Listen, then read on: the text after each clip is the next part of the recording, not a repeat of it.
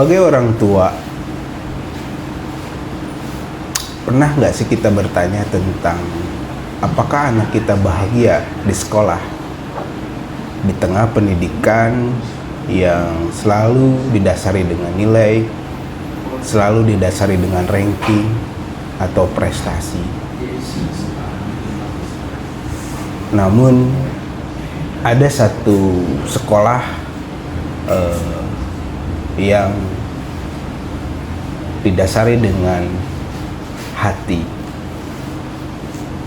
Salah satu sekolahnya adalah Madrasah Ibtidaiyah atau sekolah IT nomor 119 Jamerang, Banjaran, Kabupaten Bandung. Berbicara tentang sekolah itu adalah sekolah yang sekarang terbaik di Banjaran itu. Sekolah kampung yang mendasari pendidikannya sesuai dengan perasaan dan hati antara guru, anak didiknya, dan keterlibatan orang tua. Oleh karena itu, kita sambut saja seorang PR dari MI Ciamerang nomor 119, Pak Izhari. Oke, tangan. Oke, Pak, saya nyebut Bapak we-nya. Pak, sejak kapan sih MI 119 ini didirikan gitu?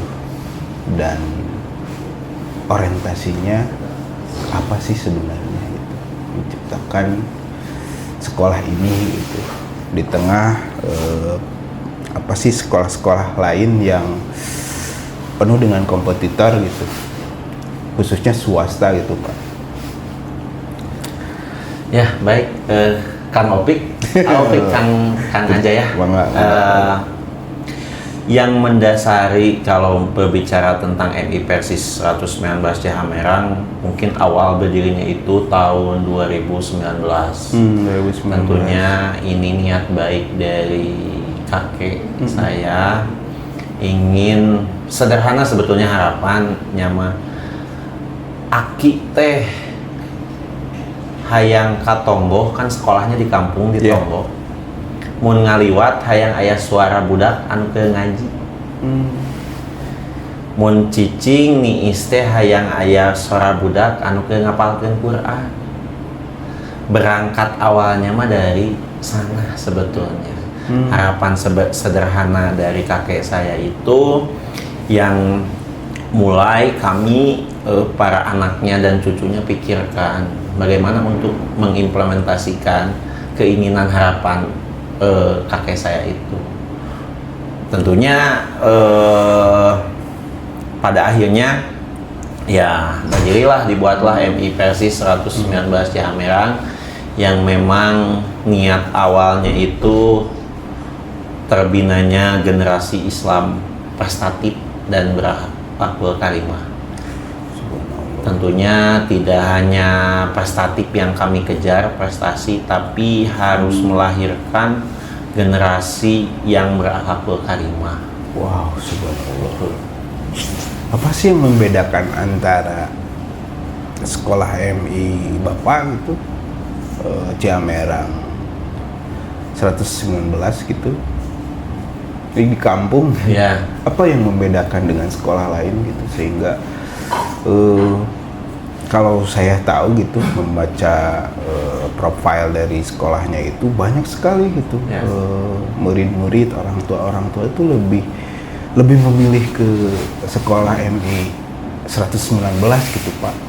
Ya, alhamdulillah mungkin ya kepercayaan orang tua itu bisa muncul tentunya memang karena komitmen kami dari awal mendirikan sekolah yang memang kami ini punya tujuan yang memang mendasarnya yaitu tadi mendidik anak berprestasi dan berakhlakul karimah, dan tentunya hal tersebut kami ejawantahkan ke dalam beberapa program, lalu kalender pendidikan yang kami buat 1 tahun, lalu kami betul-betul berkomitmen selama 1 tahun itu ada evaluasi secara berkala setiap bulan. Bahkan setiap rapat bulanan kami itu membahas detail 1 anak per anak. Wow, subhanallah. Dari mulai misal yang belum bisa apa-apa sampai terus berkembang, dari yang mulai dia itu ada masalah, tidak mau belajar, kami bahas kenapa, kita cari solusinya bersama-sama. Berarti di situ ada keterlibatan orang tua yang harus jujur. Betul. Kegiatan anaknya selain di sekolah, di rumahnya gitu. Ya, tentunya itu kami ada di awal tuh kami ada asesmen diagnostik. Wow. Nah, asesmen diagnostik ini menentukan kemampuan anak itu sejauh mana. Nah, itu tuh supaya jadi bahan untuk wali kelas yang nanti mendidiknya agar terbantu bahwa kemampuan anak ini baru sampai sini. Pun kami juga perlu diketahui bahwa 1 kelas kami tidak lebih dari 25. Kenapa? Karena kami pengen efektivitas pembelajaran dan wali kelas itu bisa kenal 1 persatu muridnya, anaknya, 1 persatu anaknya. Berarti memang terbatasnya di apa sih namanya, setiap kelas harus 25 karena untuk tadi guru dan muridnya itu saling kenal. Iya, saling kenal, ada bonding, dan kami pun tidak lepas komunikasi dengan orang tua. Contohnya seperti ini. Di awal tahun itu kami ada yang namanya, kalau istilah umumnya, buku penghubung. Nah, buku penghubung ini ada form evaluasi anak per hari yang nanti ketika pulang ke rumah itu diisi oleh orang tuanya. Contohnya misal sudah murojaah itu membaca Quran, sudah sholat isya kah, maghrib kah gitu, dan itu orang tua jangan sampai berbohong karena pengen nilai besar, tapi tentunya kejujuran orang tua di sini sangat diharapkan sekali. Karena nanti kita ada treatment khusus, kita wali kelas itu mengecek buku penghubung itu. Dan tentunya nanti berdialog dengan anak, kamu nggak sholat subuh ya, kenapa? Nanti ada pendekatan-pendekatan persuasif yang tentunya nanti ketika dia pulang ke rumah akhirnya jadi sholat gitu. Jadi buku penghubung itu wajib dan harus diisi, karena kami pun di awal menekankan kepada orang tua bahwa pendidikan itu tidak hanya bisa dilakukan oleh sekolah, tapi harus ada kerjasama dari orang tua juga. Gitu. Karena peran orang tua penting dalam pendidikan peran orang ini. Tua sangat penting untuk. Oke, tapi ada nggak sih orang tua yang iseng gitu, kayak nulis gitu, atau nulis naon gitu, baca Al-Quran padahal gitu, dan itu bisa terdeteksi nggak sama gurunya gitu? Ya tentunya bahkan bisa terdeteksi dari nanti pas dites anaknya tidak tahu, dan itu justru bukan pendidikan seperti itu yang diharapkan. Kalau di awal memang orang tuanya seperti itu, karena kami pun selalu menekankan ibu bapak, nilai itu bisa diotak-atik, nilai itu bisa kita tambahkan atau kita kurangi, tapi hasil dari proses pembelajaran, dampaknya, kenyataannya itu tidak bisa diotak-atik, tidak bisa diukur dengan 1 sampai 9, tidak bisa. Subhanallah. Gitu. Contoh sederhananya misal seperti ini, kita selalu ngasih tahu ke anak-anak bahwa kalau kamu misalnya pulang ke rumah, coba ketika ayah pulang kerja, kasih minum ke ayah, kasih minum ke ayah capek ya, coba kasih minum. Nah, Itu tuh luar biasa respon orang tuanya ketika tiba-tiba anak pulang kerja, ayahnya tiba-tiba anaknya masuk menyambut dia terus ngasih minuman. Itu terharu orang tuanya. Jadi nilai-nilai pendidikan itu tidak terbatas dari hanya sekedar mata pelajaran, tapi nilai-nilai pendidikan sesuai tadi tujuan kami berakhlakul karimah itu memang hadir di setiap individu anak tersebut. Subhanallah. Jadi saya tidak bisa ngomong apa-apa lagi nih karena jarang loh apa sih namanya sebuah sekolah merepresentasikan mempunyai visi dan misi seperti apa yang dilakukan oleh MI 119 Ciamerang ini gitu di kampung gitu, tapi istimewa gitu bagi saya mahnya gitu, apalagi ada unsur komunikasi yang baik gitu antara guru sama orang tua, terus guru sama murid dan orang tua gitu, membuka kejujuran gitu sebagai bentuk aktivitas dari si anak-anaknya gitu agar membangun nilai-nilai akhlak tadi gitu. Wah keren nih. Alhamdulillah. Anak saya tepingin. Nah ini bener nggak sih menurut Bapak gitu banyak yang apa sih namanya murid-murid yang pindah dari sekolah dulu ke MI 119 gitu. Bener nggak sih menurut Bapak itu atau memang hanya cerita aja gitu Pak? Yang pindah sih memang ada, tapi tidak banyak lahnya. Tapi tentunya ketika dari sekolah negeri pindah ke MI, apalagi pindahnya nanti kelas 3 atau kelas 4, tentunya kami selalu menekankan bahwa akan ada pelajaran yang tertinggal yang memang tidak diajarkan oleh sekolah dasar negeri gitu, seperti pelajaran sirah nabawiyah, pelajaran keagamaan yang memang nanti susah untuk mengejarnya. Makanya kami selalu menekankan anak ini sekolah negeri saja atau sorenya ada ngaji diniyah. Nah, kalau misalnya sorenya, oh ya Pak ini anak saya, sorenya pun ngaji, bisa kami terima gitu. Tapi kalau misalnya hanya sekolah dasar lalu pindah kelas 3 atau 4, itu akan menjadi berat untuk anaknya. Berarti ada unsur apa sih pemfilteran? Iya, ada filter. Kalau memang anak tersebut sama orang tuanya itu didorong ya pernah ngaji atau lagi proses ngaji, itu bisa. Kalau enggak berarti nggak bisa, berarti karena kasihan sama kasihan sama anaknya. Keren. Nah rata-rata siswa di sana itu memang khusus wilayah setempat atau umum? Nah yang unik itu justru banyak yang dari luar Ciamerang. Yang paling jauh itu mungkin dari daerah ke atas Gunung Puntang. Asli itu ada. Makanya kita sediakan layanan antar jemput. Ada antar jemputnya ya?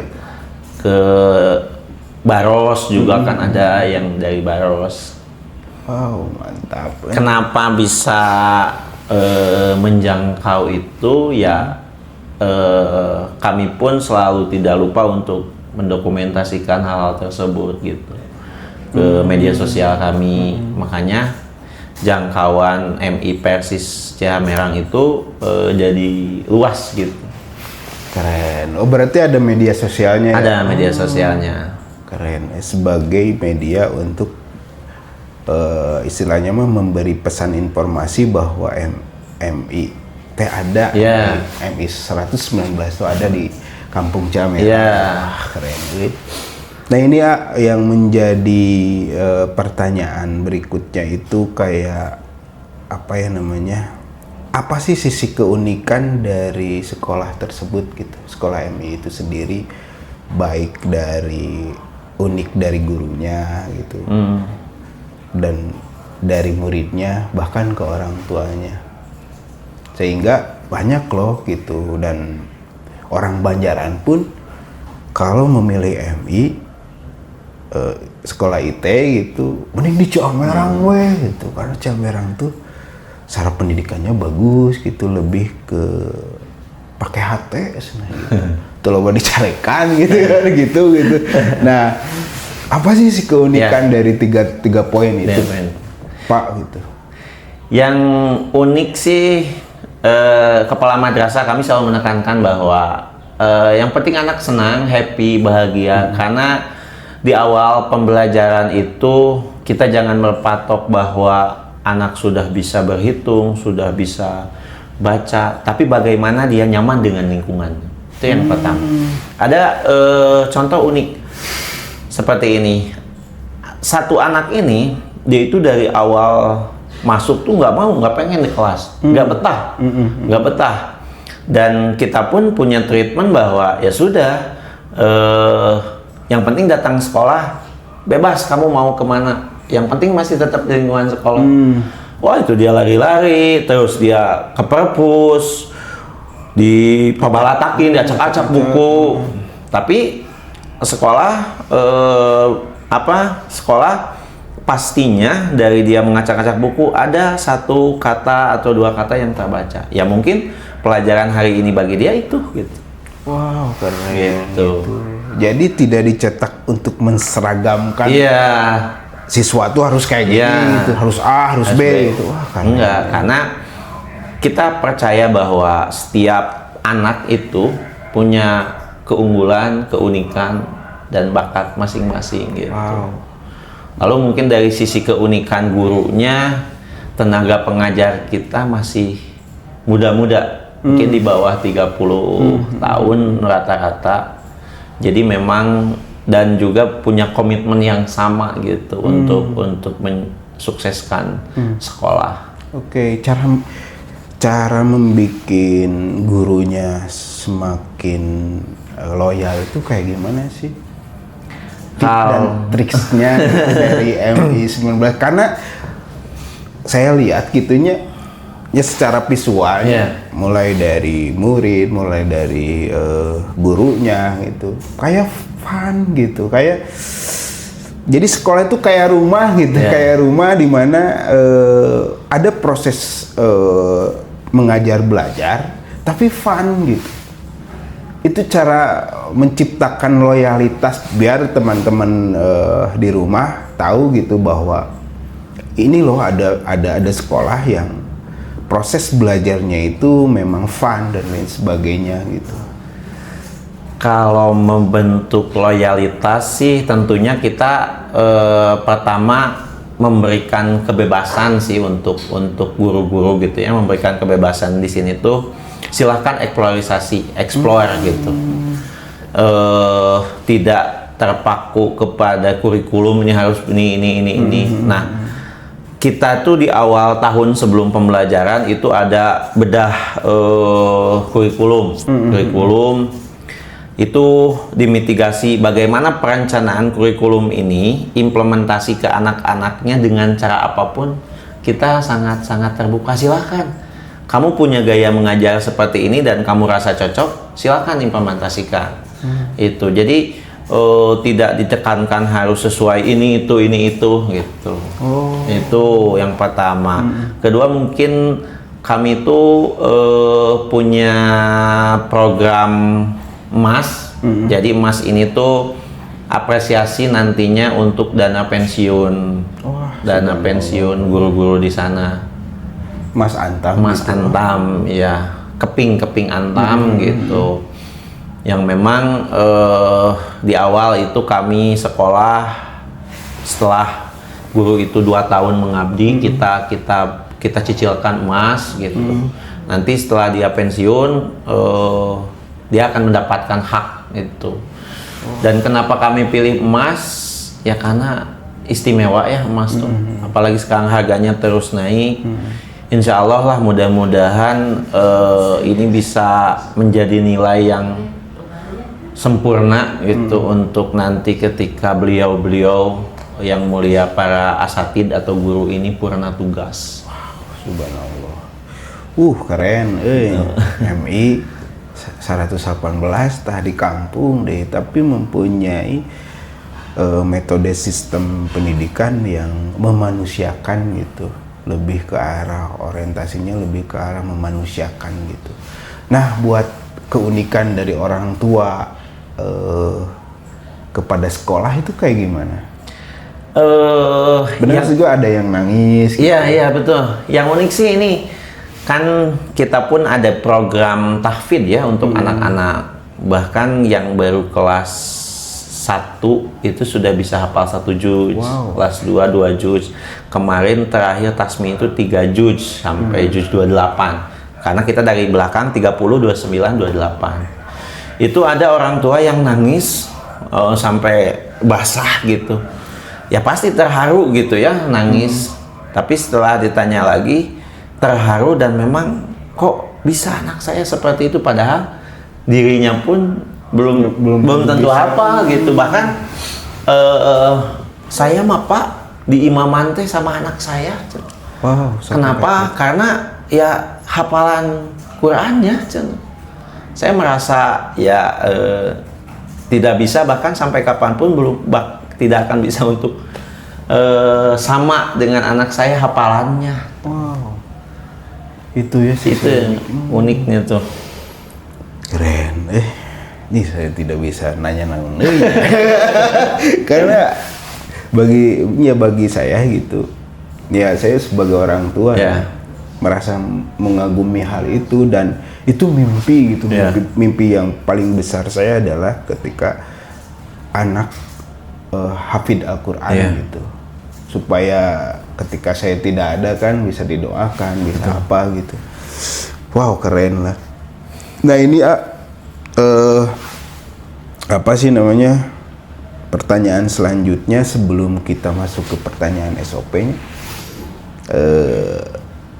poin-poin yang paling menakjubkan gitu bagi orang tua terhadap anak yang sekolah di sekolah Bapak itu apa sih Pak?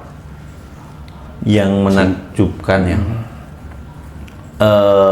mungkin ya tadi ya, yang anak bisa mengimplementasikan dia ketika ayahnya pulang tuh ngasih air, ayah capek ya, jadi ada komunikasi dengan orang tua. Iya, itu yang pertama.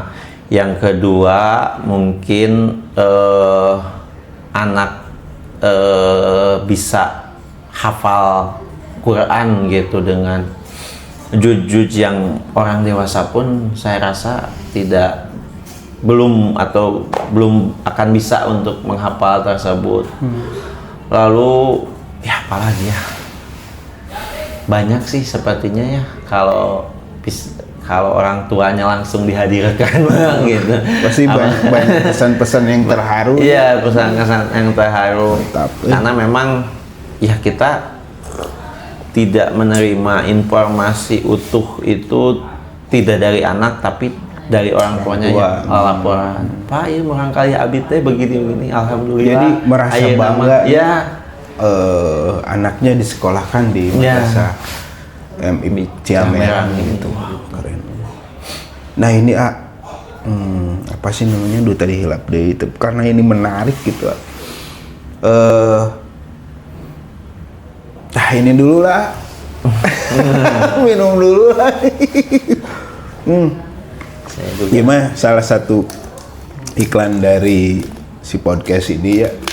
Ini ada air MH gitu, salah satu air yang diproduksi oleh pesantren Manbahul Huda gitu. Gitu. Kemandirian secara ekonomi pesantren gitu. Nama airnya tuh MH gitu.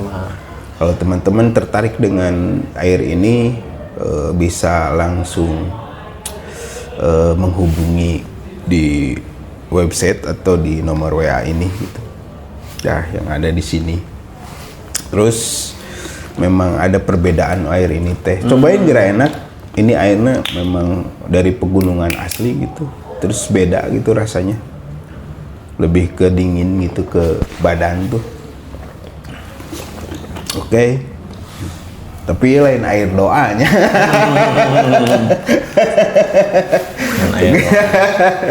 Nah, Keren. jadi teman-teman juga kalau punya produk UMKM, khususnya PNB, khususnya makanan dan minuman, kirim aja ke bisa ke web rumah komunitas atau langsung ke alamat yang ada di sini, bahkan ngontak ke WA kita gitu. Bisa kami nanti promosikan di segmen-segmen podcast yang lainnya gitu. Itu. Oke, kita langsung nanya ke pertanyaan SOP-nya. Sudah ya, wajib gitu, pertanyaan wajib ditanyakan gitu. Nah ini sebenarnya pertanyaan itu tadi udah dijawab gitu, ku bapak gitu.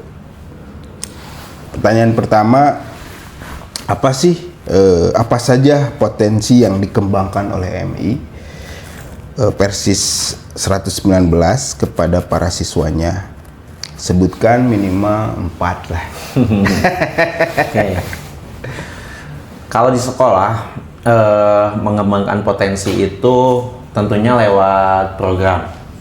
Nah, yang pertama kita itu ada pengembangan wirausaha. Oh, ada pengembangan wirausaha, itu ada yang namanya Market Day. Market Day. Oh, iya. Tapi yang membedakan Market Day di MIC Hamerang dengan sekolah yang lain tentunya kita berwirausaha menurut standar Rasulullah. Oh, Itu yang beda. Belajarin itu. Ya. Keren. Contohnya misal anak itu berjualan tapi tidak lupa dengan zakat dagangnya, dengan tijarahnya. Nah, sebelum Market Day ada penjelasan bahwa dari 2,5% itu wajib zakatnya dikeluarkan. Oh. Jadi setelah anak-anak, jadi poinnya itu tidak hanya berjualan, skill komunikasi terlatih, tapi ada pengetahuan baru bahwa wah kalau aku dagang teh, aku harus zakat. Itu. Lalu yang kedua kita selalu lakukan itu tiap Jumat awal bulan. Itu ada life skill. Life skill kayak gimana itu life skill? Itu output teknisnya seperti ini. Anak-anak itu diajari membuat makanan, entah pisang goreng atau kue-kue sederhana. Tentunya ini outputnya nanti melatih kemandirian supaya anak ketika menyediakan makanan untuk dirinya sendiri itu tidak bergantung ke orang tua. Dia dilatih gimana caranya menghidupin kompor, terus masukin ke minyak panas, adonannya dan sebagainya, melatih UMKM merdeka. Terus yang ketiga kita punya pekan literasi. Pekan literasi itu salah satunya kita ada MI Got Talent. Keren, itu kita mengapresiasi bakat-bakat yang memang ada, seperti misal bakat bercerita, storytelling, lalu bernyanyi.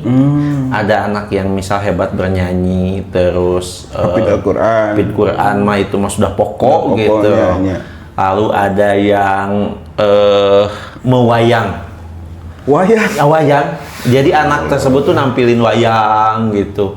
Cerita, wah kalau kamu tidak sholat, itu ya, ada berbobot Islami. Lalu ada yang banyaklah bakat-bakat yang memang ditampilkan di pekan literasi itu. Salah satu turunannya adalah MI Got Talent. Gitu. MI Got Talent. Ada ekstrakurikuler? Ekstrakurikuler ada. Ya yang banyak sama seperti sekolah lain mah taekwondo, terus renang, futsal. Yang unik tuh kita punya eskul public speaking. Wow, mantap. Public speaking. Indonesia bahasa Inggris? Bahasa Indonesia.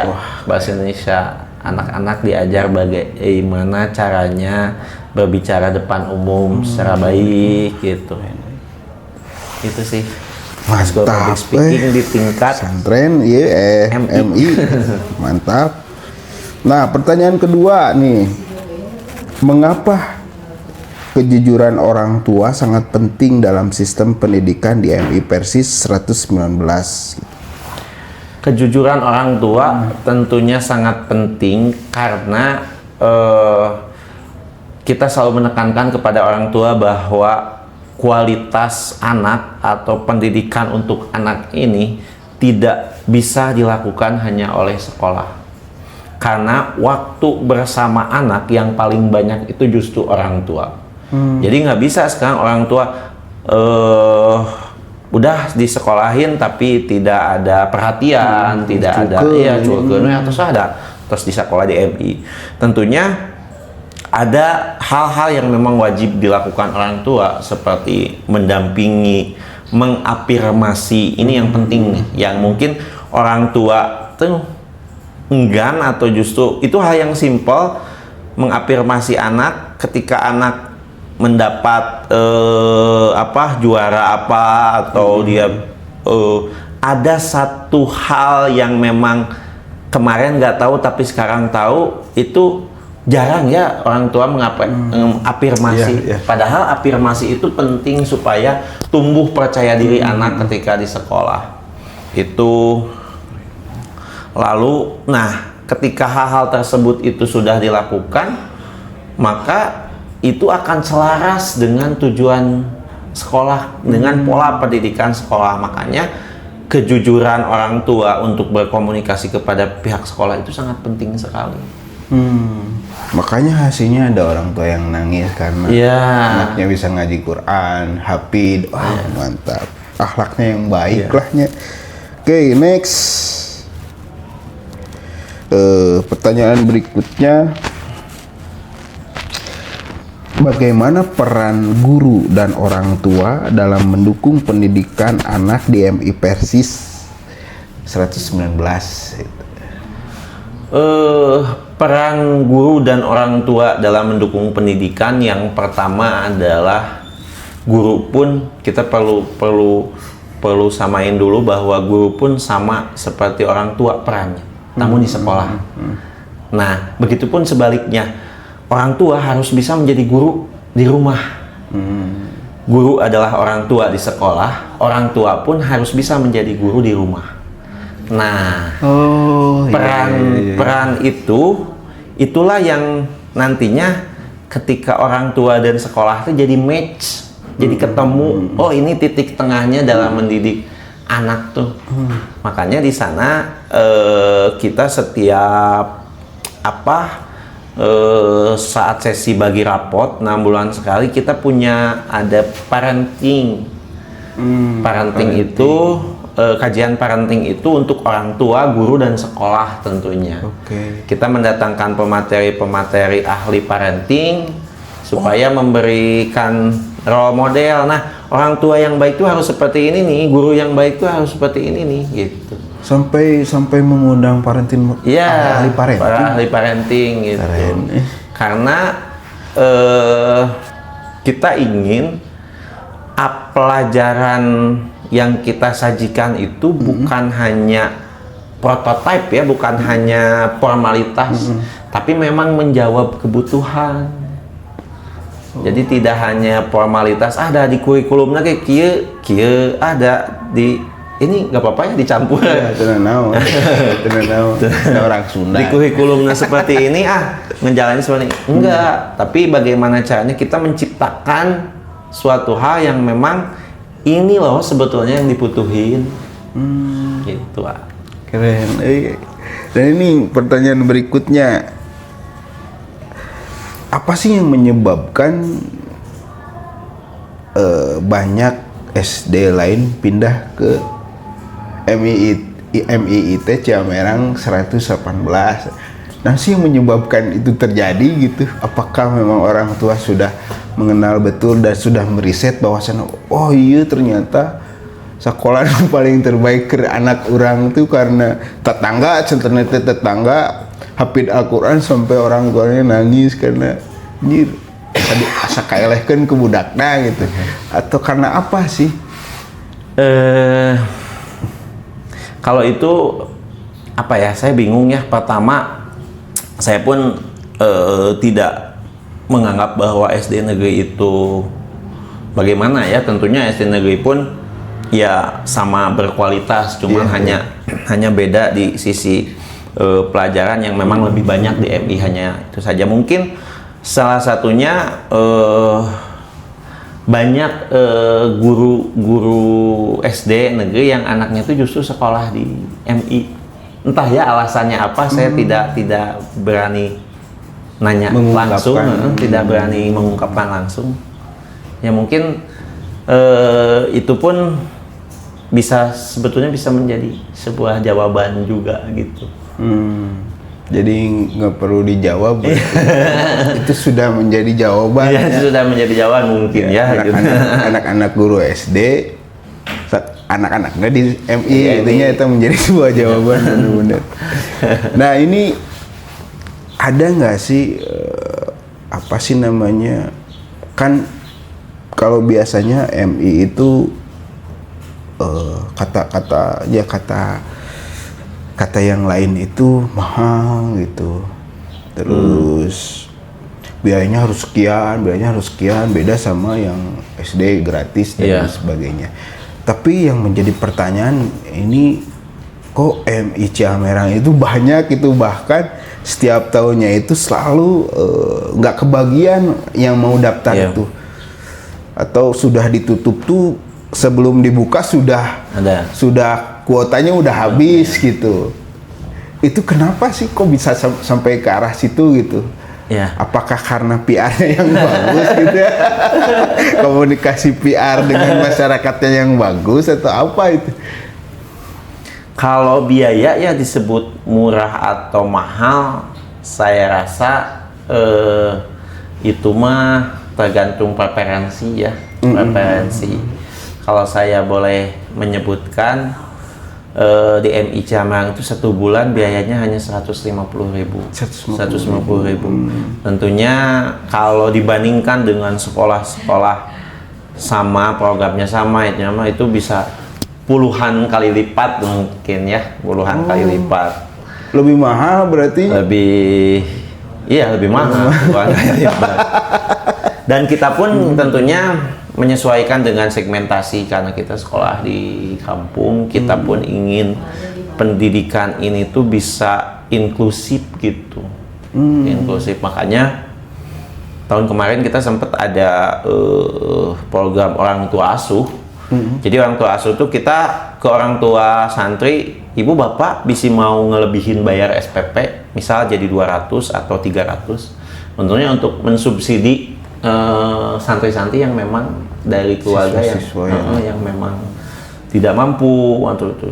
Makanya kami menawarkan subsidinya gitu, dari orang tua yang mampu. Ya, orang tua yang mampu gitu. Maka kita tawarkan. Itu masuknya sedekah atau infak? Kalau saya mah pengen menambahin aja gitu, si orang tua teh ke sekolah. Infak dan sedekah include infak sedekah. Oke, next ya, yuk. Tinggal sabar pertanyaan deh gitu. Nah ini yang menjadi uniknya. Tadi sebenarnya udah dijawab ku Bapak gitu. Tadi apa sih tujuan diadakannya kegiatan Market Day setiap bulannya gitu, bagi para siswa, orang tua, dan sekolah itu sendiri gitu? Apa sih tujuannya gitu? Iya, kalau tujuannya dari Market Day itu kita yang pertama memang mengenalkan wirausaha. Jadi bagaimana anak itu dilatih sejak awal untuk mencari uang, bagaimana menghasilkan uang itu seperti ini loh gitu. Tapi tentunya ini dibarengi dengan sunnah gitu, mencari uang itu seperti ini, dan ada nilai lain loh yang harus dilakukan, yaitu zakatnya. Makanya setelah acara Market Day yang kita lakukan itu 1 tahun sekali sebenarnya Market Day. Setahun sekali. kita selalu mendatangkan setelahnya dari lembaga Amil Zakat Persis. Wow, Jadi subhanallah. langsung diterima oleh lembaga Amil Zakat Persis. Jadi anak-anak ngantri menyetorkan ini zakat dari itunya. Dan supaya anak-anak terdidik bahwasanya cara bayar zakatnya seperti Ya, ini dari seperti hasil ini. usahanya. Dari hasil usaha itu sekian persen yang harus saya keluarkan untuk zakat. Keren, mantap sekolah. Nah ini udah nyampe MBG ke pesantren? Udah Udah nyampe. apa sih tanggapan tentang MBG gitu? Apakah memang sesuai itu dengan harga nilai 15.000 gitu? Jujur kalau saya punya anak sekolah di SD, kecewa karena basi gitu dan lain sebagainya. Dia sebagai orang tua tuh merasa khawatir dan selalu berpikiran bahwa orangnya bisa masihan makan yang lebih di MBG. Niat menyekolahkan teh bagaimana caranya anak saya dididik dengan baiknya di sekolah gitu, sehingga potensinya bisa keluar terus. Dan saya mah pingin teh guru nanti terjamin lah terapresiasi oleh negara gitu, bahwa guru-guru teh memang harus benar-benar diapresiasi gitu.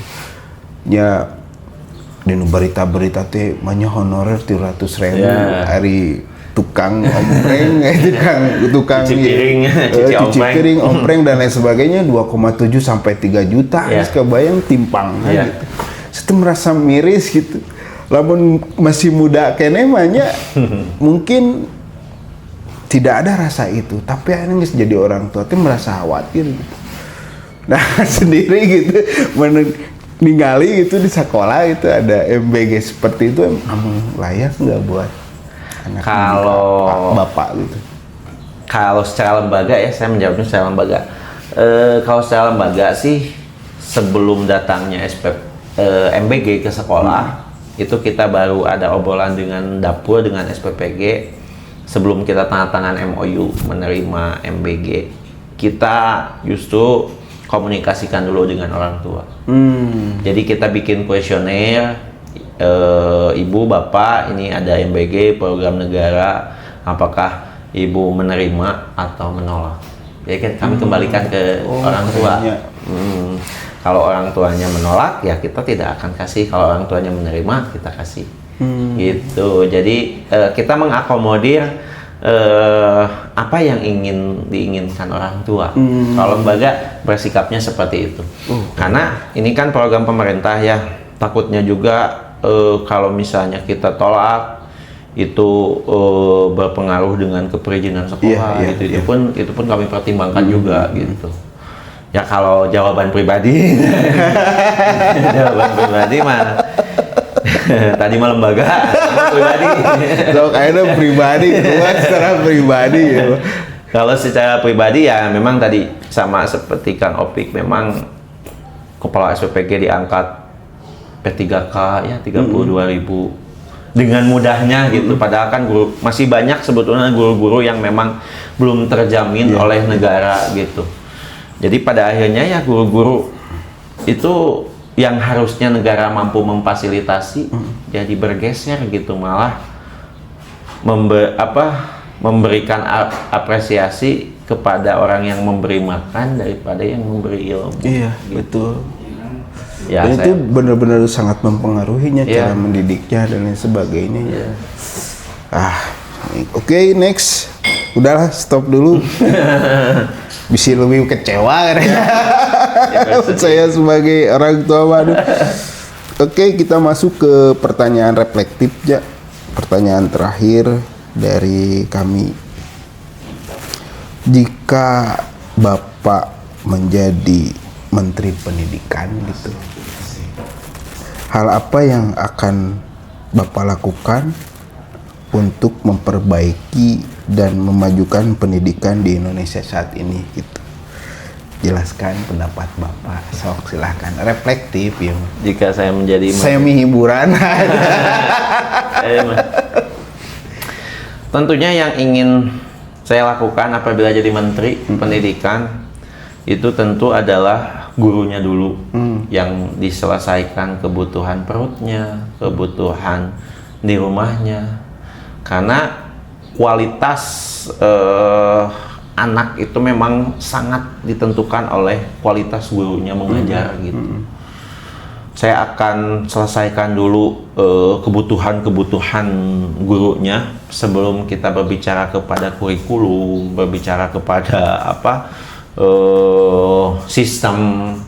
Karena kan kalau di Indonesia ya ganti menteri ganti sistem gitu. Itu membingungkan sama lembaga ke guru.